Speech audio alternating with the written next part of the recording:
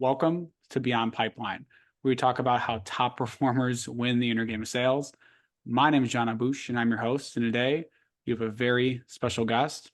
His mission is to help young people get exciting careers without having to go to college. And he's currently an acquisition lead at Praxis. Without further ado, John Ciannello. I hope I pronounced it right, my man. How are you?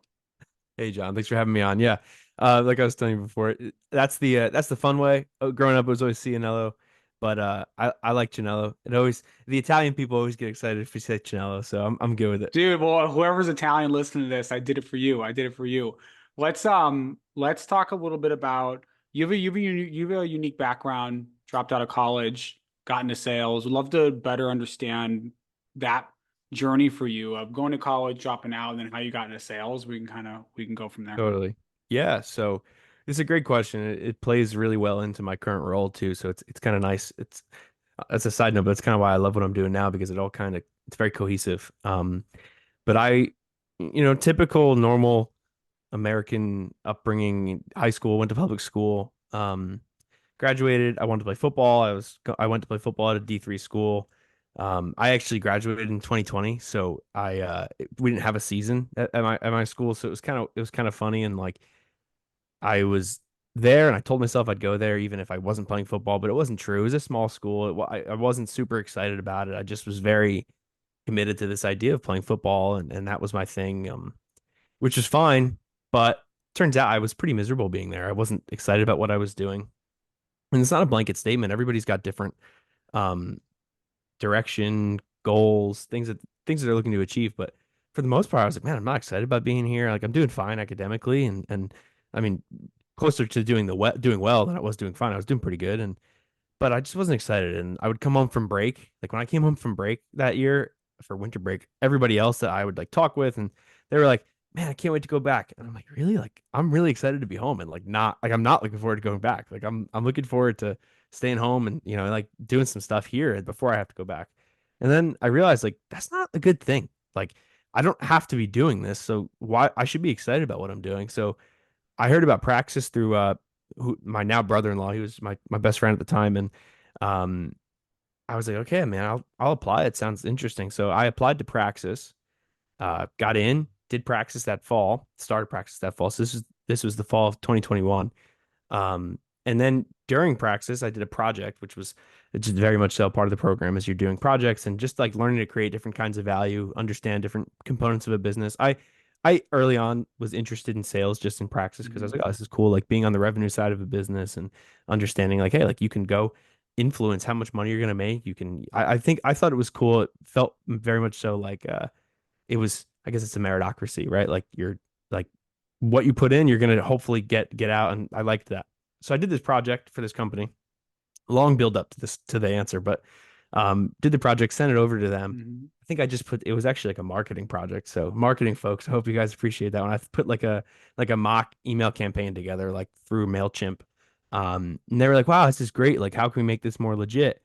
And I said, well, you could hire me. That'd be cool. And basically they ended up like, all right, like let's figure out how to do that. So I ended up working for them. I just kind of in like a utility player role. I started doing that, just like a little bit of everything. They were a sports vending machine company. If you see my LinkedIn or something like that, it's called Power Locker. I liked it. It was cool. I quickly moved into a more senior role. My title became operations manager. I was overseeing a lot of the operation. But in that, I got to do a bit of sales, and I really liked the sales component. Whether I was selling a machine to somebody, or going to land a location or securing a location for a affiliate of ours. I ended up doing some work with our investors, so like going and getting some investor money, and I really liked that. And I wanted to get a dedicated sales role. Mhm. So from there, I started looking, and I ended up working at I was an SDR at Fourth for 6 or 7 months. So Fourth, I don't know if Jack's ever been on the show or if I mean, obviously you know Jack. So I Mhm. worked for Jack for 7 months, which was great and super great for my career. I was able to have some success there, and then the opportunity came about to come over to Praxis. So now I'm the admissions lead at Praxis, where I kind of work on overseeing our admissions process. But for the salespeople that are going to be watching this is a sales process. So it's definitely different than B2B sales. It's not the same tactics. I have to learn to think about things a little bit differently. But That's what I'm doing now. I'm still in sales. I have a commission and a quota, and I I'm looking to bring in new leads and go get new students. It's slightly different in the sense that I'm trying to like really foster a great relationship and make sure they understand like, hey, like I I can be more I can be pickier and I can be more like selective with like who's coming in and like who's a fit and figuring. I guess the qualifying a lead is a Hmm. little bit different here. But yeah, that's how I got involved in sales. I know it was a long answer, but I thought it laid the kind of the foundation pretty well there. It So laid the foundation, my man. yeah. Let's go back to when you made the decision that you wanted to go to Praxis, right? Which I think is really analogous for people who are looking for a new job or who don't like their current job and want to go somewhere else. Like, can you walk us through how you made the decision that Praxis was right for you in terms of like you could have gone to a different college, you could have gone and, started your own hot dog stand. Like, how did you know Praxis was right for you? And yeah, how'd you go about making that decision? It's a great question because at the time, it's easy for me now to be like, yeah, Praxis is awesome, no problem, for a number of reasons. I went through it. It's been a number of years. I've been blessed since then, but now I work here, so it's really easy for me to say it now. But then during that time when I was thinking about it, it was tough in some ways because I was like, I don't really know what this is, but I really like the people I've talked to. The Mitchell, the current CEO, my boss, who was the COO at the time, was the first person I talked to from the company. I was like, man, like this guy's awesome. Like there's just like his energy, the way he's thinking about things. So that drew me in. Just the idea, the kind of the theme of being intentional about how I was living, about my Mhm. career. That was very exciting, very enticing. So I would say that was one of the first things that just helped me like, okay, I'm excited about this. Like just the idea of going to build a career that's sustainable. There's a path I can go like actually, make decent money. I can, have an impact, do something meaningful. That was exciting in and of itself. But then when it came down to um there was a couple things. The one was okay, I had to weigh the risk reward. I was kind of like, well, I'm already spending now I was fortunate enough that my parents had a savings fund where they were able to Mhm. fund most of my education. So it was kind of like, okay, my parents are paying for this, but resources are still going towards it. So even if that's not coming out of my pocket, it still is. I want to know that the resources are being invested well. I want to know that I'm going to get something out of this, right? But also the time commitment. If I'm going to spend 3 to 4, maybe more years in school, like, am I going to see the ROI? Am I going to see a return on this? Is it going to be worth spending some really like important years of my life from the time I'm 18 to 21, 18 to 22 here at this place working on this stuff? Is this exactly where I want to be? So that was there. And thinking about the risk reward, I was kind of like, well, if I'm already spending money and I'm already planning to commit this much time, even if I just say I'm going to do this as a gap year type thing, I'm only going to, at the time, I think it was maybe like, it was somewhere between 12 and 15,000. It's okay. So that's a lot. It was only going to cost me for all of Praxis, the whole thing. It was going to be less than what I was paying per semester at the college I was going to, which was crazy. Um, and then also it was only at most like a year long commitment. The way it was split then was 6 months of boot camp or 3 months of boot camp and then 3 months of job placement and then 3 months of job support or something like that. So the idea was like, okay, if I'm gonna only be doing this for like 9 to 12 months, it's a far less risk. It's less risky. So that was kind of like for me, even just at that time, very honestly, I was like, there's less risk here for me. This is a potentially awesome decision. And if it doesn't work out, it cost me a year and a little bit of money, which was already going to be spent. So it was kind of like even if this fails, it's not that big of a deal. But then I will say at that when I was going to be going back to school, so when I would have gone back that next year when I decided not to and wanted to do Mhm. Praxis instead, there was about a week. So all of my friends, most of the people, it was a very small school in Pennsylvania, it was Ursinus College, and most of those people at the school were athletes because it was small. So it was a D3 sports school. There's probably like 1,500 to 2,000 students, so really small Mhm. school. But a lot of them were athletes. So a lot of them are going back early for fall sports camp and different things. So I was kind of like, man, like all these people are going back. Like maybe I made a mistake. Like I was having FOMO. And Mhm. I just kind of like, it was a lot of mental battling during that time, like talking with my friends, like from home, my family, like, man, like, I don't know, like, did I make a mistake? Like, I'm kind of feeling like shouldn't have gone.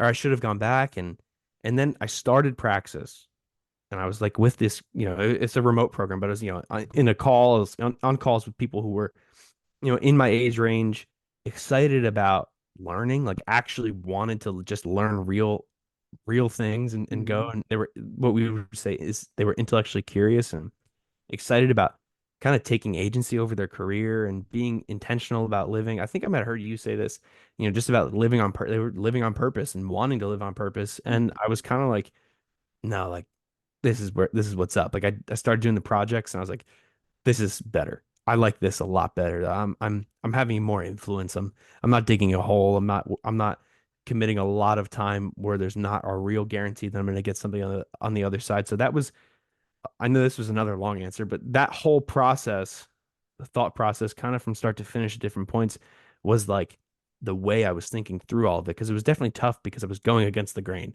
but Totally. it was so worth it, and the clarity that I got on the other side was unmatched. How'd you have the conviction to stay with that decision? Because you were going against the grain, and you walked right into the next question I was going to ask with all the with the FOMO and like, oh, should I really do this? Like, what got you convicted enough to even make the decision? Because you asked some really insightful questions about the ROI and is this going to be worth going back to college? And then what gave you Yeah. conviction to actually follow through? I think, believe it or not, was the Praxis community. Like continually being in touch with other people that were moving in a similar direction.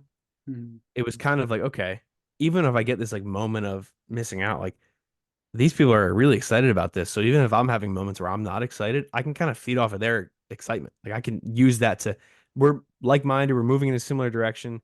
And like I probably didn't even like dig into the community as much as I should have. Like just full transparency. I probably was about half as engaged as I should have been. Um, and then I honestly, a huge help was I was pretty set on getting the job. Like sometimes people come into Praxis and that is their overarching goal, but like there's also some level of, yeah, I really want to connect with people. And like that's maybe more of my goal. Or I really want to like be very selective with what I go into. And so I'm going to take some more time. I was pretty like, for better or for worse, I wanted a job. Like I was like, I want to go make some big boy money. Like even if I Mhm. wasn't making a lot of money, I was like, I want to go make money and be self-sufficient. I want to go like get the experience. I'm not as selective. Like I really just want to go get the job. And I got a job fairly quickly. My program experience started in September, so I began my cohorts began early September, and then by November, I had the end of November I had started working with this company, so it was a pretty quick turnaround, which is quicker than normal. I actually think like in all honesty, that was a huge part of it. Was like I was plugged into the community to an extent, but also I got this job pretty quickly, and I was just excited. I was like, cool, like I'm in this quote unquote big boy job where I have an influence in this company and like I'm going to learn all these things. I was just honestly, the momentum kept me very excited, and that excitement is what kept me pretty like committed to the decision. I was like, no, I'm doing this. Like I want to beat the game. Like I'm very committed to beating the game. And in a lot of ways I did, and I'm still very grateful for it. Yeah, it sounds like you had a really clear goal in mind. The clear goal was that I want to connect people, but I want to get a job and get the hands-on experience. I think that's what that it sounds like was what helped. That clarity is what helped you to stay committed. One thing in your current job at Praxis, you're an admissions lead. I think I would imagine a lot of your role now is helping people to make informed decisions on what to do with their future. What with that context, like what are the usual pitfalls or greatest challenges that folks face when making a decisive decision on their career, and how do you help them through that?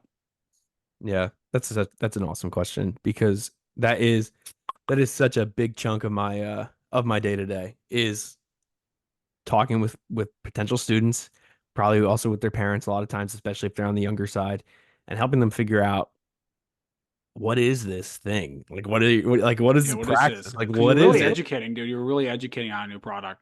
Yeah, like that, it's because it's kind of like it's very, even though we've been doing it, Praxis was founded about 11 years ago. It's still like in some ways has that startup feel because it's not like it's kind of its own thing. Like there's similar things, but it's kind of its own thing. So it's kind of like, if you're calling, hey, this is John from from Dell, or is this John from Google? Like everybody knows what those companies are. But if you're like, this is John from Yeah, XYZ startup, people are like, totally, dude. This is from very where? analogous to selling Yeah. startup software. This is like the So exact same thing. Yeah. super similar, but basically, I think one of the first things people think about is kind of like, well, there's a fear. There's a kind of like, if I do this, it's not exactly whatever. Like if you're, especially if you're coming from like a public school or mainstream private school background, everybody's going to college. Even still, it's still pretty prevalent. It's become less like expected of people, but it's still prevalent.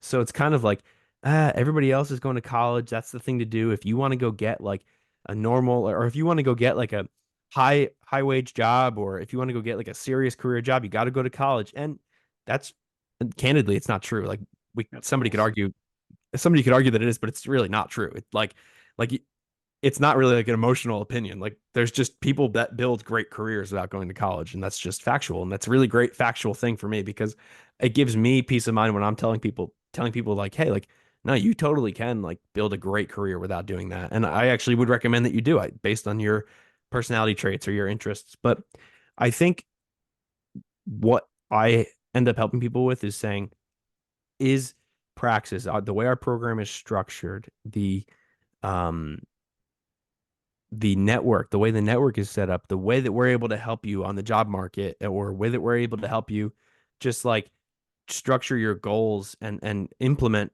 your goals, or go about achieving your goals the way that we're able to help you do it.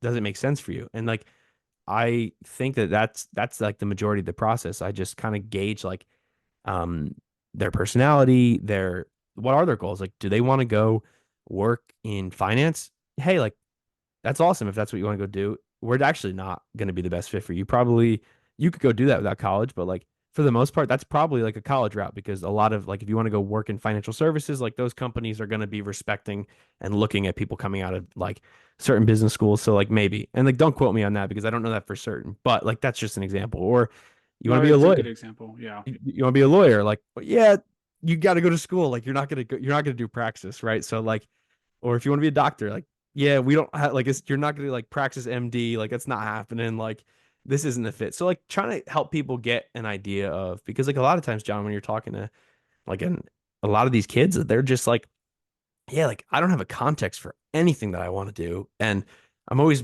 been told this or that, but I don't know. I don't know what that looks like, and helping them understand that, hey, okay, let me give you some context. And that's kind of what I do, is just give context and help them walk through how this process and this program and this setup might make sense for their interests, or at least for discovering some of their interests. Yeah, you mentioned a lot of just like help walk them through based on their personality of how this could help them. How do you build enough trust to be able to start to I'd say the word advise or help these people make an informed decision? How do you build enough trust there? I think again, this is very similar to selling Yeah. software. It's basically the exact same thing. You're just selling a service. Like how do you do that, especially with, 18-year-olds and their parents or like the signer? Like how do you Yeah. yeah, help us understand that? Content marketing is huge for us because so we have our Mitchell has been running the playbook, our newsletter for a number of years now. I think there's like upwards of 17,000 subscribers or something like that, I think. So that's huge because it's just constant like keeping the brand in front of people and like giving them context, and like it's very like Alex Hormozy style, like just freebies. Like here's some free advice, here's this Lead story, magnets. yeah. Like Yes. that's huge because you have to build familiarity. That's a huge piece for building trust here. It's not, this is where it differs from B2B SaaS. Like I could get on the phone, call somebody, first touch, no problem, because it's kind of expected, but also there's ways to do it where it's like I'm speaking to John AE at Sprout versus in my scenario, I'm speaking to John person. Like, you know what I mean? Like I'm talking about their life, like for their life, not for their Mhm. business. So it's more personal. So I would say a huge way that we build trust is content marketing. So like that's why I try to put out video content, even just like me making videos like with some advice or sharing a story, or we have our podcast and we put our podcast out there, and that's probably the biggest way we build trust. And then other than that, we have ad placements. So like we'll have ad placements in different outlets or different newsletters. to kind of like, hey, like these people trust this brand, like we also trust this brand, and there's probably a lot of Mhm. people where there's some synergy there. So let's get our brand on that newsletter or this or that. And that's a huge way to help people kind of trust what we're doing, but also word of mouth. Like our alumni network telling people, uh our alumni network referring people. That's a huge way too, because it's kind of like in referrals work. I mean, this applies absolutely to B2B. Like, hey, like you have a customer that had a good experience. Well, see if they would make a recommendation or see if they'll make an introduction, Totally.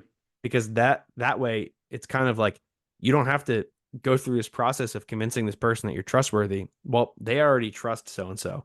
And if you sold to so and so, well, just ask so and so who you've built a relationship with to make an intro. Like make it worth their while. Say, hey, I don't want to be a bother.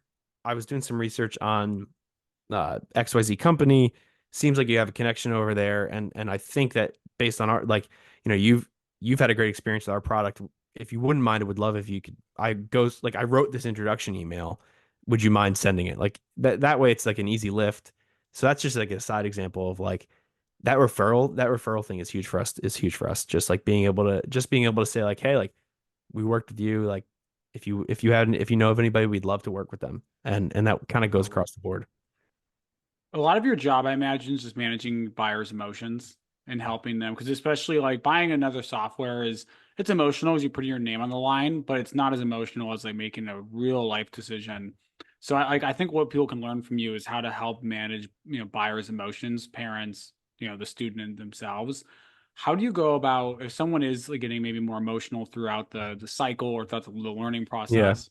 Like how do you help them through, the emotional journey, the emotional volatility of buying into Praxis, for Yeah. example. So I think there's a lot of lessons that we can learn as software sellers from how you help people manage their emotions throughout the Yeah. process. I think that's a great question because I think it's something that I'm like working on coming from B2B SDR, just doing some meeting setting. Like that's what I was doing directly before this. And like you said, it's less emotional. It's kind of like it is candidly, it's more transactional. It doesn't have to be, and it should be more as relational as possible, but it's more transactional. So that's something I'm learning kind of on the go. And I think a huge thing, and it's so cliche, but like detaching from the outcome. Like Dude, I don't, yes. I don't want to have quota breath. I don't want to have like application. In my case, like I'm usually trying to get somebody to fill out the application. So that's kind of like the equivalent of setting a meeting for me. It's like somewhere in between setting a meeting and having a demo, like, or having a discovery call is them filling out our application. So I don't want to sound super like, I just want you to fill out the application. Like I don't want to be that way. And so sometimes what's helped me is going into calls or emails or whatever it may be and like being prepared to like, hey, like this person's probably I'm gonna assume they're not a fit. And then if they are, I'll turn the conversation. Like, like so like that's that can backfire because you don't want to go into every interaction thinking it's not gonna like pan out Mhm. because like you're just being negative in some ways. But in the sense, what's helpful is okay, I'm not gonna assume that like no matter what, they're gonna be a fit. I'm actually gonna qualify them. And if they're qualified, awesome. If not, no big deal. Maybe we're just having a conversation. So I would say like being able to step back and even point out like let's say I was talking to you and you were thinking about Praxis and you had a lot of questions or I could sense that you had a little bit of apprehension. I might even like point out like, hey John, like I sense that you might have some confusion or some apprehension here, and I totally get it. Would love to maybe speak to that a little bit. What specifically That's so would good. keep That's you so from it? good. Yeah, Yeah, that's so good. Labeling it and it's being a human too. That was a very human way to do it. And then saying, hey, what specifically, dude? Yeah. you just like I think in our remote workspace especially it can be so hard to remember that how important that is, but sometimes like if you just slow down and stop thinking about everything all at once and just think about what's in front of you, you're going to get a more meaningful interaction. And it's not just about winning the sale, it's also like, hey, I'm just going to connect with this person. And if there truly is something there for both people, like awesome. But I'm not going to worry about it because worrying isn't going to get it done. And if I'm worried about it, I'm going to have like quota breath and People are gonna feel it. nobody People are gonna wants to deal feel with it. somebody with quota breath. People are totally going to feel it. The challenging thing about your job too is that you have to really keep yourself together on calls and when people because you're dealing with 19, 18-year-old, really kids or young adults that are a little more emotionally volatile. And it's a big life decision than, buying another piece of software when, you're 40, you've already seen it, happen five Yeah. times. So like, how do you ensure you're showing up at your best with good energy for these calls? Like, what do you do on a daily basis to make sure you're showing up at your best? Especially keeping in mind, like you have a kid, things like that. Like, how Yeah. do you do that? Well, I think aside from like Praxis or like product specific things, just like trying to keep a like have healthy habits, which I'm not always great about. Like this is like when I say trying, I really mean trying. Like I need to work out more consistently and like just make sure I'm like eating a balanced diet. Like I know these sound super cliche, but like they really matter like for your just day-to-day life and being intentional with my wife and being intentional with my son and like about spending time with them and like being plugged in with them, making sure that like I'm a Christian, so like making sure that like my prayer life is important. Like I need to be spending time like reading my Bible and praying and pursuing the Lord. And like if those things aren't right, well then I'm not gonna like those are if those are the priority and it kind of like needs to come downstream from there, like there's gonna be hiccups, like I'm not gonna be running well. So then when I get to the actual product specific things, the work specific things, I'm really just gonna be off my game. I'm not gonna be able to focus. I'm not gonna be able to deliver like pitch well. I'm not going to be able to share what we do well. So I think it starts with that. But then work specific. I think for me, like one of the things I do, I try to be in touch with our community. So it's easier being an alum. So like because I'm an alum, I can touch base with the community as somebody who's in it. But now also it's twofold. So I try to engage with the community and just see like what's everybody doing? What are they working on? What so I'm just turning my light down a little bit. What are they I'm gonna have to take my sweatshirt off. I'm starting to sweat under the light, but um like what are they You're good. working on? Like what are the what are people like dealing with? What challenges are they facing? Staying plugged in with that, I think keeps me kind of like it keeps me in tune with my buyer, my customer, but really with our students, our prospective students, and seeing like what challenges are people facing at large, people that are facing this decision. Like one thing for me too, like, and this definitely applies for like sell any other seller. Like B2B I go back and sales, yeah. yeah, like I'll watch our calls with people, like our interviews, like that's our process is application to interview and then we get you a decision. So I'll go watch our interviews, which is kind of like a demo or watching a discovery call, and I'll see like okay, like what questions are we asking? How what cues? Who are we serving best? Like where do we what needs are we meeting? And just staying in touch with those things is a huge way for me to kind of stay confident and which helps you stay calm and really be effective and be able to sell well. Yeah, the key highlights for me there were staying in touch with the community or the customer, like really understanding through talking with them, watching gong calls, what is most important to them. I think one thing you've done too that I just realized that I want to ask you about is you have a purpose that you're really dedicated towards and that you're really excited about. Like in your thoughts, because you go on this journey, how can people find work or maybe even create it that they actually feel energy toward and find meaningful in their life? Because it sounds like you found that. Yeah, I think you're touching on something too that's important because there's like this whole idea of work-life balance, and that's a fine idea if your work is a means to a more purposeful end. So like if you're just like, nah, I just want to make some money so that I can like fund my passion project. Like, like I want to live and then have that's fine. But for me, I'm passionate about what I'm doing. So like it's kind of if I were to have a work-life balance, it would almost be wrong. Like it would be bad of me to do because I wouldn't be balanced because I would be like compartmentalizing this thing that I'm excited about. So that's one thing is just like it's easier said than done. But if you can find something you're actually excited about and monetize that, you're golden because you're working towards something that matters to you. But that brings me to like the other part of it is like for me, helping people that were in the position I was in a few years ago is so important to me. Like the 17, 18-year-old kid who's kind of like been like fed this idea of like this is what I have to go do when I graduate high school and it's not true and they're not excited about it. I want them to know that there's other options. I don't even need them to do Praxis. I would love if they did, like for a number of reasons. Like that helps us. It helps us grow as a business. I'm biased. I think Praxis is great, but I at least want to be able to give them something meaningful. So for me, I'm excited about Praxis and I'm excited about sharing this with people. So like that mixed all together is kind of like, okay, great. Like I'm actually excited about what I'm doing. And then below that, having that not below, but underneath that as like another foundation is like I have a son who I want to provide for well. So like that's a high level of motivation. My wife, I want to provide for her. I want to be able to give them the best life that I can give them. And that's kind of like you got to find a structure of, and build a structure of things that matter to you. And if you have and you could weave your values into your day to day as much as possible. And if you're not excited about what you're doing, I know that there's sometimes like different circumstances that make it like that's great, John, but I can't just quit my job and like go like do this, this, and that. Like I get it. Like it's super tough. But if you could do it even little by little, saying like, okay, let's say you're in a job that you're not excited about. You're not doing something that it's not that it doesn't feel very meaningful to you.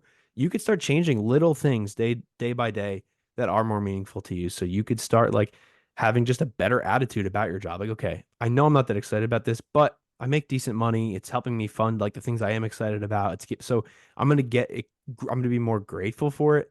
And then Mhm. maybe during that, I'm just like feeling more positive. I'm just feeling better. So like I can think more clearly. And during this time, maybe I'll find a way to, like, let's say you're passionate about like, I don't know, like mountain climbing or something. I did like rock bouldering for a little bit or like rock climbing, but Nice.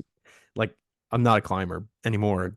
So like, it just came to mind. But like, let's say you're passionate about that and you're working a job that has nothing to do with it, but that job pays you pretty decent. You can, go on trips. You can, go spend time in a climbing gym. It's kind of like, okay, you're grateful. And now maybe you're making more connections and you're in a better mood because you're more grateful for your job. And you meet somebody or you like network with somebody at one of the climbing gyms. And you're like, and they're like, hey, like I work here, like I work from home.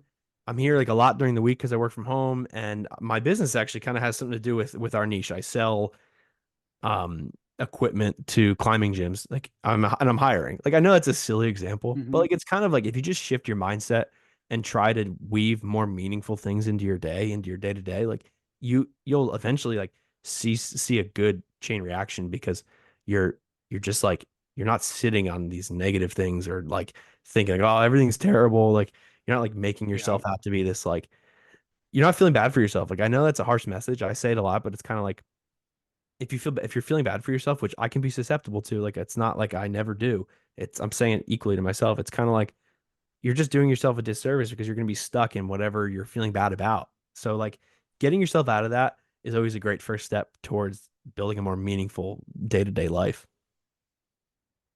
The key things I took away there are even if your situation is really tough and you can't just hop to a different job that you know you have interest in, it's like what small step can I take that would get me closer to something I Mhm. think I might be interested in or I think might energize me.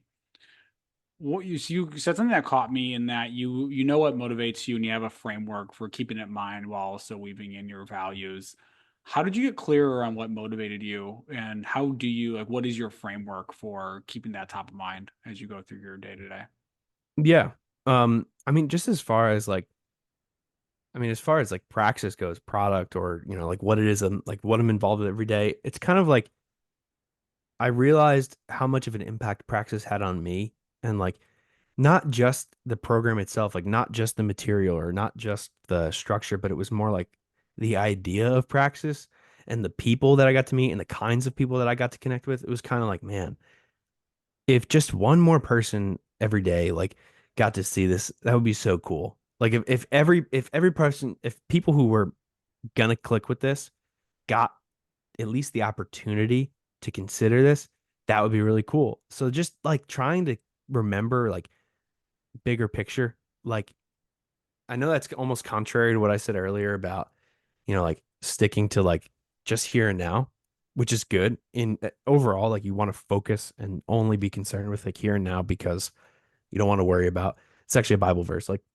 Jesus said it, like tomorrow has enough worries, like has tomorrow worry for it's about itself. Like that's a paraphrase, but um honestly though, if you can zoom out and like look at the bigger picture. Like, okay, like today was a hard day, but we're moving towards a really great goal and we're making good progress. Or we're not making progress, but we have this amount of time. So if I change this input, the output should start to change over time. I think being able to do that in a healthy way um, has helped me. Like being able to say, okay, like today was tough, but we're actually growing this cohort, or we're really like we're getting good. We're seeing traction with this email campaign, and like over time, it's gonna pay dividends. Like just being able to both focus on now and only be like super concerned about that, but also being able to zoom out and seeing a bigger picture. I think that's been a something that's been helpful for me. Yeah, it's almost like finding small wins in the day to day, and then taking the time also to think thoroughly about what is it that I care about, and what gives me energy, and what do I think I care about, and starting to formulate that piece by piece is kind of that sounds like it's a formula for you. Yeah, no, it's good. Okay, before I ask the final question, where can people find you and learn more about you and more about Praxis and anything else that is important to you? Yeah. So I love LinkedIn. LinkedIn's always good, especially so Sick. your audience is probably mostly heavy LinkedIn users. So I try to put most of my Praxis content on there. It's not as LinkedIn specific, but I'm on LinkedIn. I'm on Instagram. I'm always just John Cianello on basically all platforms. So first name, last name, spelled usually is it's all one word usually is my my handle. I'm on Twitter. I'm not super active. Praxis is active on Twitter. I do post sometimes on TikTok, but like I don't like care that much about TikTok. It's kind of like Mhm. I can't learn all these algorithms. But yeah, Instagram, YouTube, Twitter, LinkedIn, and Praxis is on all of them. The Praxis podcast is on most mainstream podcast platforms, so like Spotify, Apple Podcasts, YouTube, and so that's a great way to interact with us there. And then also our websites, discoverpraxis.com. I'll send you the link, and then Mitchell's newsletter is awesome. The playbook, if you're ever curious about what we do or what we have going on. So John, thank you. I encourage anyone looking to just learn like an alternative to college, or just learn even what Praxis does and how it could apply to you to go check it out. I checked it out and I think what you guys are doing is great. As someone that paid his way through college, I can deeply empathize with the big decision it is to go or not go. Okay, the final question. If there is someone that I think you're gonna have really good advice for this. If there's someone that is debating not only whether or not to go to college, but even just to switch their career or switch their job, and they're not sure whether or not that they should do it, and maybe they're a sales rep, maybe they're an 18-year-old kid, but yeah, essentially the choice is generally the same. What advice do you have for them if they couldn't listen to any of this podcast? They could only listen to what you're about to say now. slow down, first of all, because usually in those situations your mind's racing and you're like, "Ah, everything's so bad." Like just take a pause as much as you can and think about things as holistically as possible. Like especially if it's an 18-year-old, it's kind of like relax. You're only 18. Like don't worry about that kid you just saw that said he made $3 million this year drop shipping. Like I hope he did. Good for him. But like most 18-year-olds are not making all this kinds of money. Like they're not in all these different places. So like just slow down first of all, but also figure out, ask yourself, what am I excited about? What do I care about?